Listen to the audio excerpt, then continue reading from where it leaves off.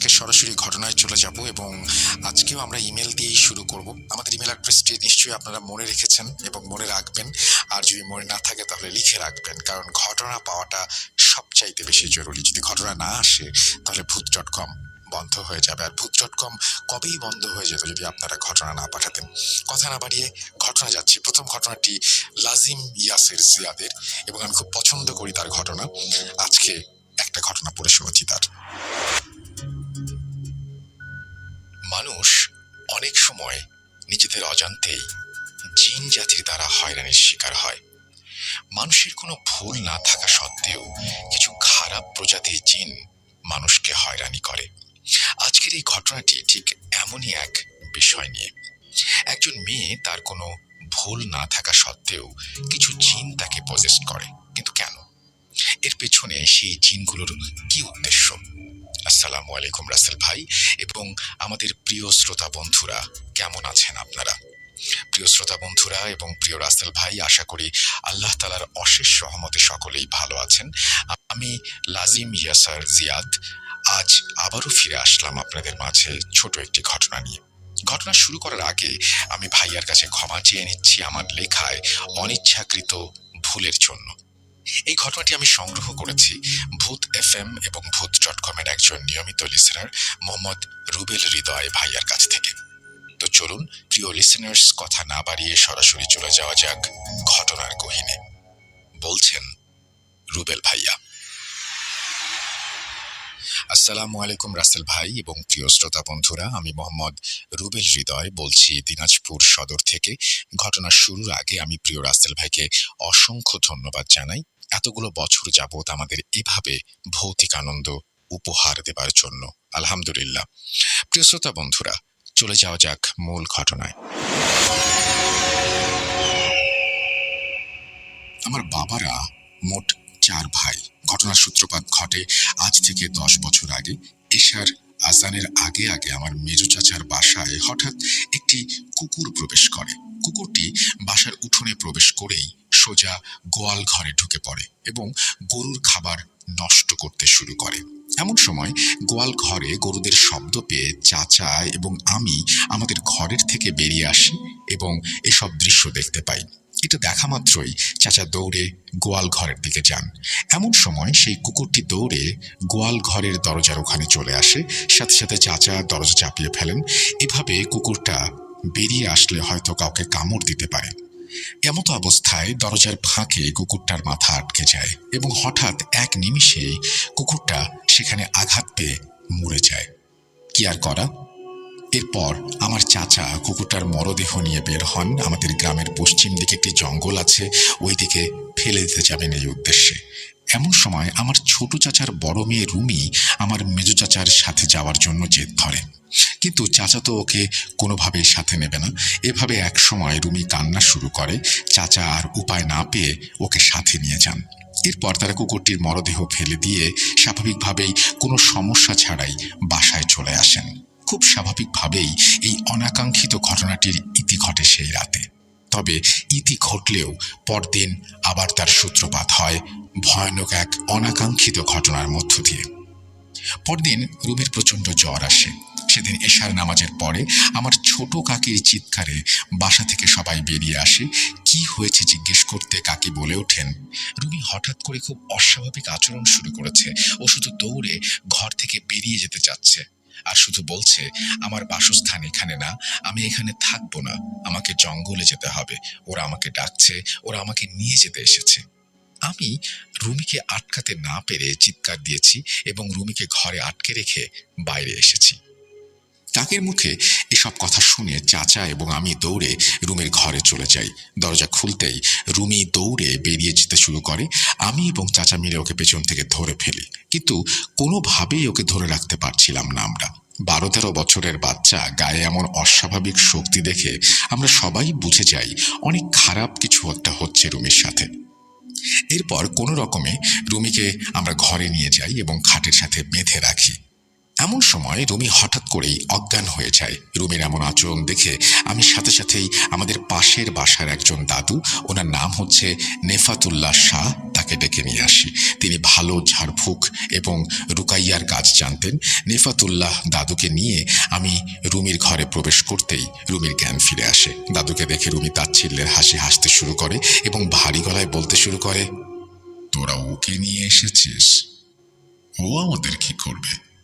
যা যা, ভালো কোনো হুজুর কবিরাজ ডেকে নিয়ে আয়। ওকে দেখতেও তো আমার অনেক ঘৃণা করছে। এই মেয়ে থেকে ও আমাদের ছাড়িয়ে নিতে পারবে না। যা, তুই চলে যা এখান থেকে। যেটা পারবি না শুধু শুধু সেটা নিয়ে জড়িয়ে নিজের আর নিজের পরিবারের ক্ষতি ডেকে আনিস না। দাদু রুমির মুখে সব কথা শুনে রুমির কাছে যান এবং রুমির বাম হাতের কনিষ্ঠ আঙুল চেপে ধরেন এবং বিভিন্ন দোয়া পড়ে রুমির কানের কাছে ফোঁ দিতে শুরু করেন। রুমি ছটফট করতে শুরু করে। এভাবে কিছুক্ষণের মধ্যে রুমি আবার জ্ঞান হারায়, কিন্তু তখনও দাদু দোয়া পড়া থামাননি। কিছুক্ষণ পর রুমির শরীরে ভয়ঙ্কর কম্পন শুরু হয় এবং রুমির জ্ঞান ফিরে আসে। জ্ঞান ফিরতেই দাদু রুমিকে উদ্দেশ্য করে বলেন, তোরা কতজন? এই মেয়েকে কেন কষ্ট দিচ্ছিস? দাদুর এই প্রশ্নে রুমির ভেতরে থাকা শয়তানগুলো মিশ্রিত কণ্ঠে বলতে শুরু করে, আমরা সনাতন ধর্মের 7 জন জিন। গতকাল রাতে এই মেয়ে পশ্চিম দিকে জঙ্গলে গিয়েছিল। আমাদের ছোট বোন সেই পথেই শুয়েছিল। এই মেয়ে আমার বোনের চুলে পা দিয়ে আঘাত দিয়েছে। আমাদের মেজো ভাই এই মেয়েকে দেখে অনেক পছন্দ করে ফেলেছে। আমাদের ওকে চাই। আমরা ওকে নিয়ে যাব খুব তাড়াতাড়ি। পারলে আটকাস আমাদের। এই বলে রুমের ভেতরে থাকা সেই শয়তানগুলো হাসতে শুরু করে। রুমের এমন অবস্থা দেখে দাদু বিভিন্ন সূরা পাঠ করে রুমের শরীরে ফোঁ দিতে শুরু করে। সাথে সাথেই রুমি এক চিৎকারে অজ্ঞান হয়ে যায়। প্রায় মিনিট 10 পর রুমের জ্ঞান ফিরে আসে। রুমের জ্ঞান ফিরে আসলে দাদু একটা গ্লাসে পানি পড়ে দেন এবং সেই পানি রুমিকে খাইয়ে দেন এবং আমাদের সকলকে উদ্দেশ্য করে বলতে শুরু করেন, ওরা খুবই প্রভাব বিস্তারকারী জিন। ওদের কাজ হাসিল না হলে ওরা মানুষের শরীরে বিভিন্ন অর্গান নষ্ট করে, মানুষকে শারীরিকভাবে কষ্ট দেয়। আপাতত সেই জিনগুলো ওর শরীর ছেড়ে গিয়েছে, কিন্তু ওরা আবার আসবে। আমার বয়স হয়ে গিয়েছে, আমি সেই জিনগুলোর সাথে লড়াই করে কুলিয়ে উঠতে পারবো না। তোমরা অন্য কোনো ভালো হুজুর কবিরাজের খোঁজ করো। আমি একটা তাবিজ দিচ্ছি, কিছুক্ষণ পর রুমির গলায় পরিয়ে দিও। এই বলে দাদু আমাদের বাসা থেকে বিদায় নেন। কিছুক্ষণ পর দাদু কল করলে আমি দাদুর বাসায় গিয়ে তাবিজটি নিয়ে আসি এবং রুমির গলায় পরিয়ে দেই। দাদুর চিকিৎসার পর রুমি একদম স্বাভাবিক হয়। পরদিন থেকে আমরা ভালো হুজুর এবং কবিরাজের খোঁজ করতে শুরু করি। খুঁজতে খুঁজতে সেদিন দুপুর নাগাদ আমরা নবাবগঞ্জ থানার একজন ভালো নামকরা কবিরাজের সন্ধান পাই। কবিরাজের খোঁজ পাওয়ার সাথে সাথেই রুমিকে চাচা এবং চাচি সেই কবিরাজের কাছে নিয়ে যান। প্রিয় লিসেনার্স, কবিরাজের কাছে রুমিকে নিয়ে যাওয়ার পর সেখানে কি কি ঘটেছিল সেসব কিছু আমি শুনেছি আমার কাকির কাছ থেকে। কাকি বলেন, রুমির বাবা আমরা দুজন মিলে রুমিকে নবাবগঞ্জের সেই কবিরাজের কাছে নিয়ে যাই। কবিরাজের ওখানে গিয়েই দেখি সেখানে লম্বা সিরিয়াল। অনেক দূর দূরান্ত থেকে অনেক মানুষ কবিরাজের কাছে এসেছে। আমরাও অন্যদের মতো অপেক্ষা করতে শুরু করলাম। একটা সময় পর আমাদের সিরিয়াল চলে আসলো। একজন লোক এসে আমাদের কবিরাজের কক্ষে নিয়ে যান। কবিরাজের কক্ষে প্রবেশ করতেই কবিরাজ কোনো প্রকার কথা না বলে রুমিকে একটা গোল বৃত্তের ভেতরে বসায় এবং বিভিন্ন মন্ত্র পড়ে রুমির মাথায় ফোঁ দিতে শুরু করে। কবিরাজ বিভিন্ন মন্ত্র পড়ে রুমির মাথায় ফোঁ দিতেই রুমির পুরো শরীর ভয়ানকভাবে কাঁপতে শুরু করে এবং রুমি মিশ্রিত কণ্ঠে গালিগালাজ করতে থাকে, আমরা এই মেয়েকে নিয়ে যাবই, তুই যাই করিস না কেন লাভ হবে না। এরপর কবিরাজ সেই জিনগুলোকে বোঝাতে শুরু করেন, কিন্তু সেই জিনগুলো কবিরাজের কোনো কথাই শুনতে চাচ্ছিল না। কবিরাজের পর আর কোনো উপায় না পেয়ে একটি বোতল এনে বিভিন্ন মন্ত্র পড়ে সেই বোতলে ফোঁ দিতে শুরু করেন। কবিরাজের বোতলে ফোঁ দেওয়ার সাথে সাথেই শুরু হয় চারিদিকে ভূকম্পন। এমন সময় রুমির ভেতরে থাকা সেই জিনগুলো মিশ্রিত কণ্ঠে বলে ওঠে, ছেড়ে দে, আমাদের ছোট বোনকে আর কষ্ট দিস না। আমরা এই মেয়েকে ছেড়ে দেব, তবে একটা শর্ত আছে। একটি কালো রঙের পাঁঠা আমাদের আবাসস্থলের সেই জঙ্গলে আপনাদের রেখে আসতে হবে। এই বলে রুমি অজ্ঞান হয়ে যায়। কিছুক্ষণ পর রুমির জ্ঞান ফিরে আসে।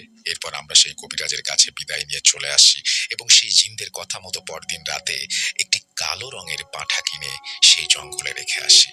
এরপর থেকে রুমিও একদম সুস্থ হয়ে যায়। রুমির সাথে এইসব ঘটনা ঘটার পর কেটে যায় বেশ কিছুদিন, বেশ কিছু বছর। রুমি ভালোভাবে পড়ালেখা করছে, স্কুলে যাচ্ছে। এর মধ্যে হঠাৎ একদিন রুমি স্কুল থেকে একজন স্যার আমার চাচার নাম্বারে ফোন করেন।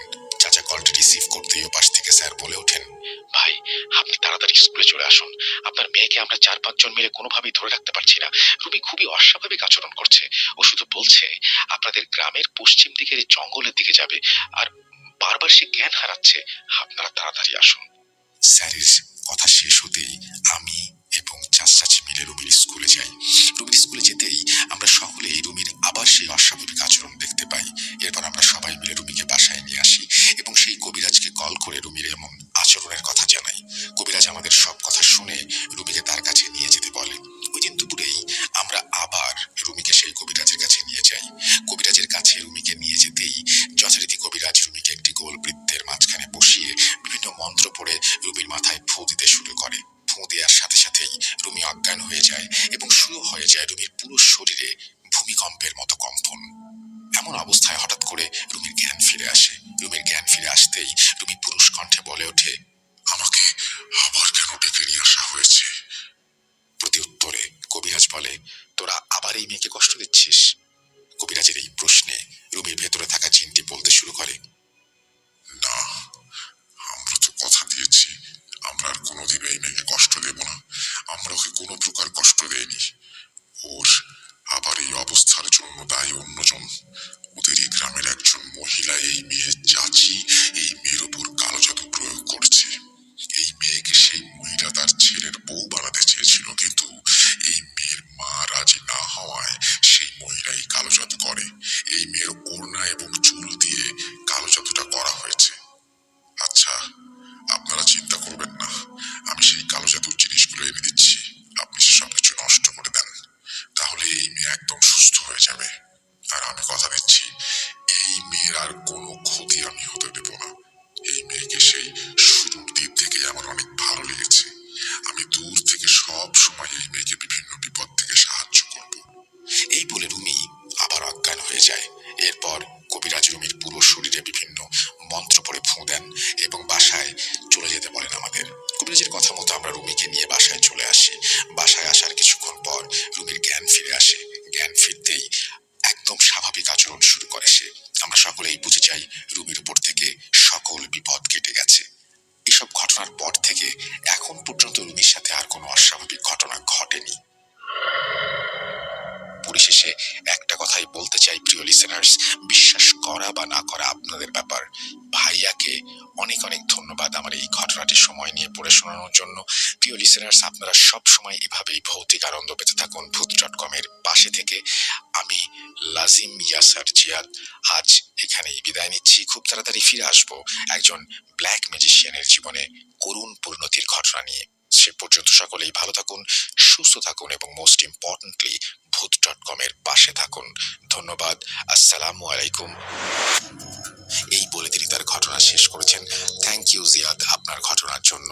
আপনার নেক্সট ঘটনার জন্য আমরা ওয়েট করব। আশা করছি খুব দ্রুতই আপনার ঘটনা আমরা পেয়ে যাব। সেই পর্যন্ত ভালো থাকবেন। আর যারা শুনলেন তারাও ঘটনা